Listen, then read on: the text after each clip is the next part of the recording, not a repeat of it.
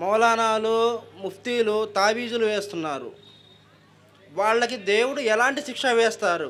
అది షిరిక్ అన్నారు కాబట్టి. ఇది నా ప్రశ్న.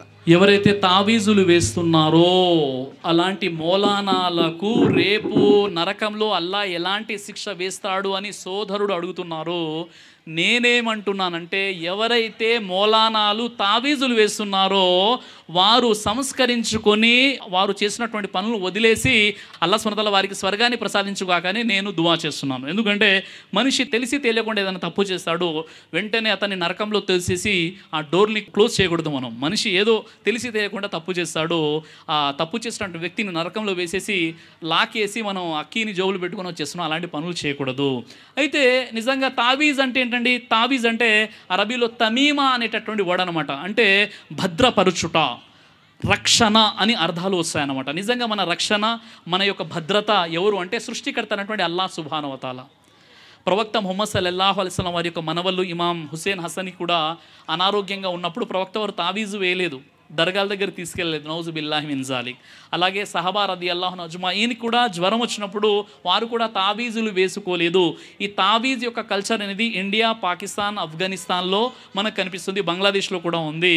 కానీ మీకు ఇతర అరబు దేశాలు ఎక్కడ కూడా ఈ తావీజ్ యొక్క సిస్టమ్ అంతగా ఉండదు.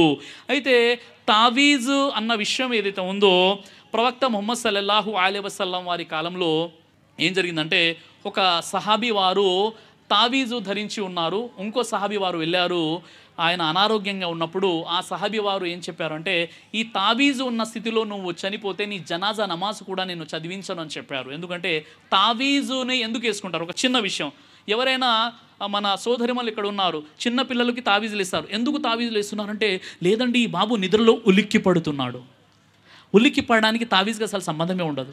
మరో విషయం, ఒక యువతికి తావీజ్ వేసేసారు. ఎందుకమ్మా తావీజ్ వేశారంటే, 27 సంవత్సరాల వయసు వచ్చేసింది, పెళ్ళి అవ్వట్లేదు, అందుకే తావీజ్ వేసాము అంటే ఆ తావీజ్ వేయడానికి ఆ వరుడు దొరకడానికి ఏదైనా సంబంధం ఉందా? ఏ సంబంధం కూడా ఉండదు. ఒక వ్యక్తి ఒక షాపుకి కొన్ని తావీజులు ఏదో కట్టేసుకున్నాడు, గుమ్మడికాయలు పెట్టేసుకున్నాడు, ఎందుకంటే బిజినెస్ బాగా రన్ అవ్వట్లేదు. అంటే నీ ఆలోచన ఏంటి? ఈ గుమ్మడికాయలు, ఈ తావీజులు కట్టుకున్నట్లయితే నా వ్యాపారం జరుగుతుందని. ఇవన్నీ కూడా షిర్క్ అంటారు. షిర్క్ అంటే సృష్టికర్త అయినటువంటి అల్లా యొక్క హక్కులలో, అధికారాలలో, సామర్థ్యాలలో, గుణగణాలలో ఇతరులను భాగస్వామ్యంగా చేయడము. చూడండి, ప్రవక్త ముహమ్మద్ సల్లల్లాహు అలైహి వసల్లం ఏం చెప్పారు? ఖురాన్లో ఏముందంటే, ఈ జీవితం ఒక పరీక్ష. మనకు ఈ జీవితం అనేది ఒక పరీక్ష. ఇందులో మనకు అనారోగ్యం వస్తుంది, సమస్యలు వస్తాయి, ఇబ్బందులు వస్తాయి, బిజినెస్ లాస్ అయిపోతుంది, భార్యాభర్తల మధ్య గొడవలు జరుగుతాయి, రోజు ఏదో ఒకటి జరుగుతుంటుంది. అలా అని ఎన్ని తావీసులు వేసుకుంటారు, ఎన్ని నిమ్మకాయలు మంత్రించుకుంటారు, ఎన్ని గుమ్మడికాయలు కట్టుకుంటారు? ఇవన్నీ కూడా ఇస్లాంలో లేనటువంటి దురాచారాలు, ఇతరుల నుండి వచ్చినటువంటివి. కాబట్టి మనం అల్లాపై భరోసా కలిగి ఉండాలి. సహబా రదియల్లాహు అజ్మాయిన్ వారి యొక్క జీవితంలో అనేక కష్టాలు కలిగి ఉన్నప్పుడు కూడా వారు అల్లాపై భరోసా, తవక్కల్ కలిగి ఉన్నారు. వమా యుమిను అక్సరుహుం బిల్లాహి ఇల్లా వహుం ముష్రికూన్ అని అల్లాహ్ సుబ్హానహు వ తఆలా ఖురాన్ ఆయతలో తెలియజేశాడు. అంటే సూరే యూసుఫ్ నంబర్ 12 ఆయత నంబర్ 100, వారిలో ఎంతమంది లేరు అల్లాను విశ్వసించిన వారు, అయినప్పటికీ వారు షిర్క్ చేస్తున్నారు. ముస్లింను ఉద్దేశించి అల్లా అంటున్నాడు, ఎంతోమంది అల్లానైతే నమ్ముకున్నారు, అయినప్పటికీ షిర్క్ చేస్తున్నారు. షిర్క్ అంటే ఏంటి? అల్లా సంతానం ఇచ్చేవాడు, ఫలానా బాబా దగ్గరికి వెళ్ళిపోయినా సంతానం కలుగుతుందంటే షిర్క్, ధర్మం నుండి వైదొలిగిపోయినట్లే. మళ్ళీ కలిమా చదువుకోవాలి, లా ఇలాహా ఇల్లల్లాహ్ ముహమ్మదు రసూలుల్లాహ్.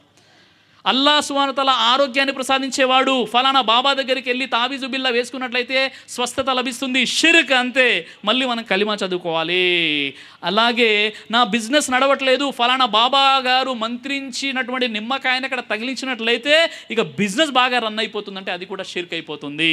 కాబట్టి మనము ఫజర్ నమాజ్ చదువుకున్న తర్వాత మనం షాప్ ఓపెన్ చేసుకోవాలి, అల్లా యొక్క బరకత్ ఉంటుందని చెప్పారు.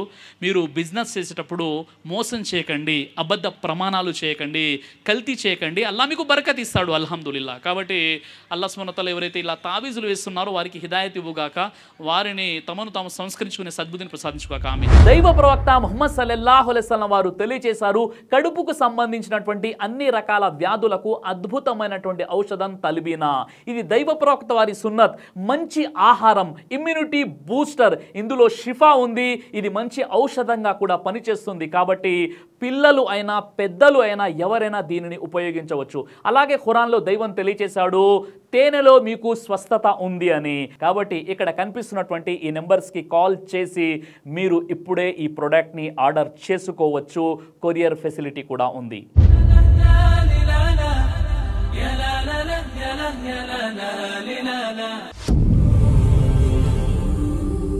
బ్రదర్ సిరాజ్ అని యూట్యూబ్ ఛానల్ని మీరు సబ్స్క్రైబ్ చేసినట్లయితే ఇన్షాల్లా దైవచిత్తం అయితే మీకు వీడియోస్ వస్తుంటాయి. అదేవిధంగా బ్రదర్ సిరాజ్ అనేటటువంటి ఫేస్బుక్ని కూడా లైక్ చేయడం వల్ల మీకు వీడియోస్ వస్తుంటాయి.